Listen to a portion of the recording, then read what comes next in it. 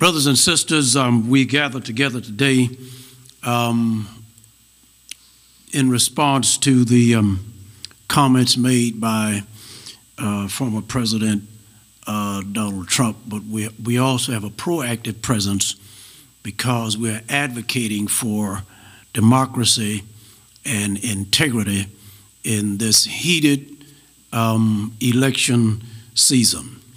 Today we call upon the press as a collective body. We call ourselves together as an ecumenical entity to say to all of Detroit's citizens, businesses, and hardworking, respectable citizens that we are here for ourselves, for our own honor, and for our own decency and dignity.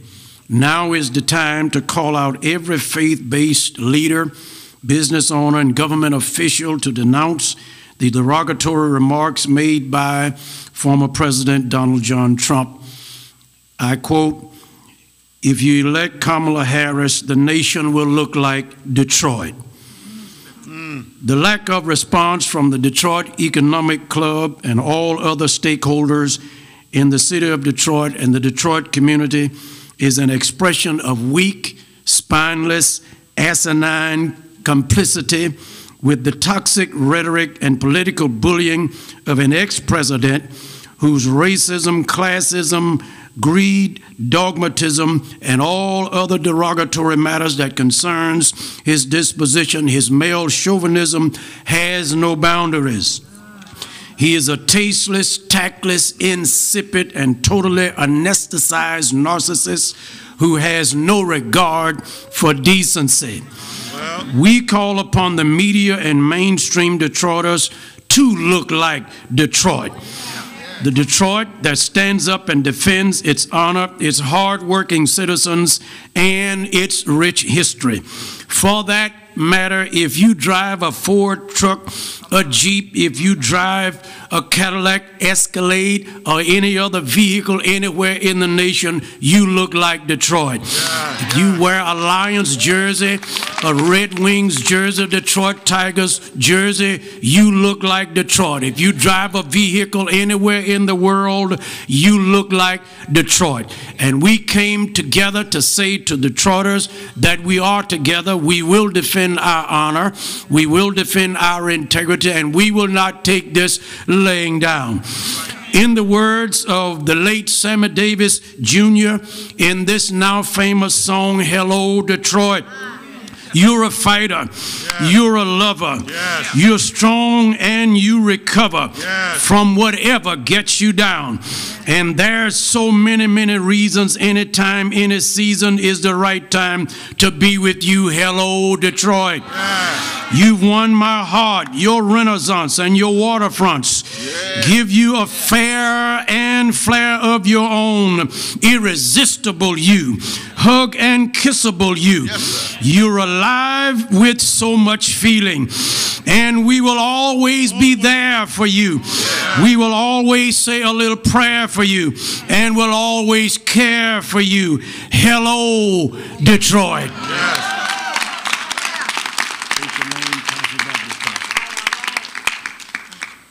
Good morning to each of you. I'm Pastor Richard White III, pastor of Dexter Avenue Baptist Church and president of the Council of Baptist Pastors of Detroit and vicinity. I and other faith leaders in this community are present today because we love our city. We're here calling on the Detroit Economic Club to respond to the recent disparaging remarks by former President Donald J. Trump when he stated, and I quote, "If you elect Kamala Harris, this nation will look like Detroit." Let's be clear that Detroit is a great city. And for any city in this nation to look like Detroit, that's a great look. Detroit is a community built on strength, resilience, and hope, and it deserves respect, not dishonest criticism that undermines its hardworking people. Lest we forget, Detroit is the city that gave the world great gospel music. Detroit is the city that gave the world the Motown sound. Detroit is the city that put the world on wheels. As many of you stand here and are viewing right now, we share the same testimony. We grew up in Detroit. We pastor in Detroit. And we love Detroit because Detroit is a phenomenal city that continues to rise despite all the challenges that we face. As Reverend Dr. Martin Luther King Jr. stated, in the end, we will remember not the words of our enemies, but the silence of our friends. We will not sit silent, neither will we be idle, nor allow anybody to talk about our city in a negative light. Detroit, despite all our challenges, continues to produce some of the brightest and best in our nation.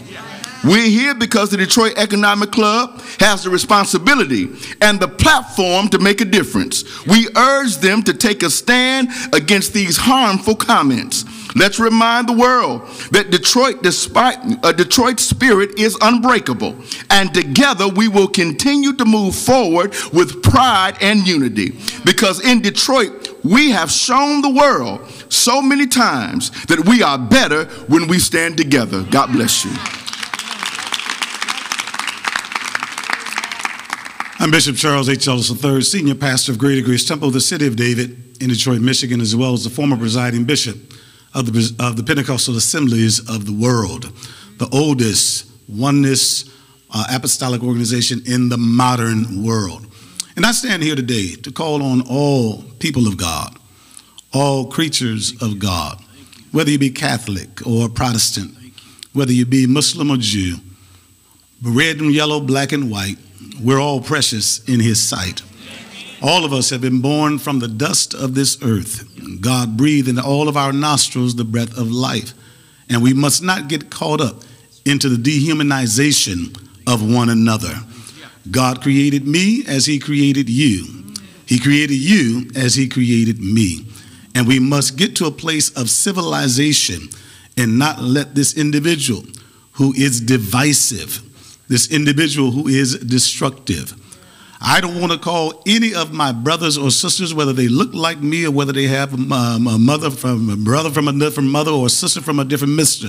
At the end of the day, we all were created by God. I will not refer to my brothers and sisters as aliens. I refer to them as my brothers and my sisters. And all of us who call ourselves Christians, or all of us who call ourselves Muslims or Jews, we must get to the place where we see that we only have one God. We have different faiths, we have different reformations, we have different theological beliefs and understandings, but at the end of the day, God is God, and he created each and every one of us. I pray that we will get to a place of civil disagreement, get to a place of civil mutual cooperation one with the other, and civil discussion where I can disagree with you but still know that you have value and you are a human being. I call on Detroit to stand up and to begin to move forward to push this election over the top with our votes. I say to every Detroiter, I say to Greater Grace Temple, and I say to you, God's not going to do for you what you can do for yourself. After you get done praying, you must get up and you must move to the polls and you must vote.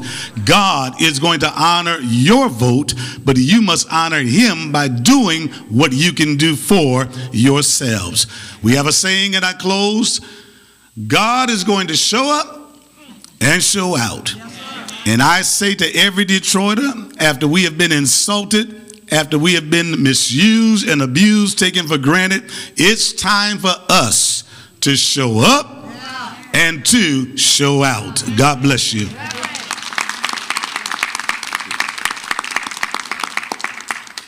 Hello, I'm Lawrence Glass, former president of the Council of Baptist Pastors, pastor of the El Bethel Church. I too stand today to say how offended we all were, not just by the ignorance and the communication that former President Trump said at Detroit Economic Club. You kind of expect some ignorance to come from ignorant people. However, we also expect people from Detroit to stand up for Detroit when people stand in your face and insult you to your face. And for the Detroit Economic Club to not respond in a strong way after hearing his remarks is insulting to us. And we challenge all Detroiters and challenge the world, as these other pastors and preachers have declared, to stand up, and let's stand together and stand against divisiveness, stand against those who would try to divide us and pick us apart just for their own well-being. This is a crucial time for us to make a difference in this time, in this generation, and we must pull together and encourage our young people to get out and to get involved, to get to vote. we're asking all the parents who have children who feel like they don't have a reason to vote, to listen. If you ain't gonna vote, if you won't vote for yourself, if you don't believe that Donald Trump, if you don't believe that Kamala Harris is the one for you, then vote for her for your mother's sake, for your grandfather's sake. Vote for them if you don't want to vote for yourself. We must get out and we must vote and we must have a voice, because this election will change our lives and change the generation to come. God bless you. Thank you. If you guys have some questions, we'll entertain your questions.